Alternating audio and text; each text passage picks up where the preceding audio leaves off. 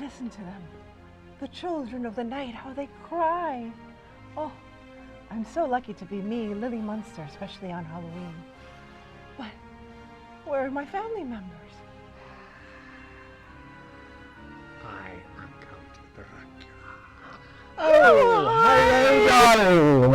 Hello. It's been so long. It's been very long Yes. indeed. So how was your trip? Oh, I flew in. You did? I did. You just flew in. Flew in From without across the any pond. problems. Across the pond. That's wonderful. Yes. Well, welcome. This Thank is you. my cousin Frances Munster. I bet you didn't know I had a cousin named Frances Munster, but I do. So Lily Munster and Frances Munster are here to celebrate Halloween. So get ready as we prepare for our first little segment of Halloween. And it's wonderful to be here with my cousin and to see all you children of the night. So spooky. You look fabulous. As You do look you. as pale as ever, darling.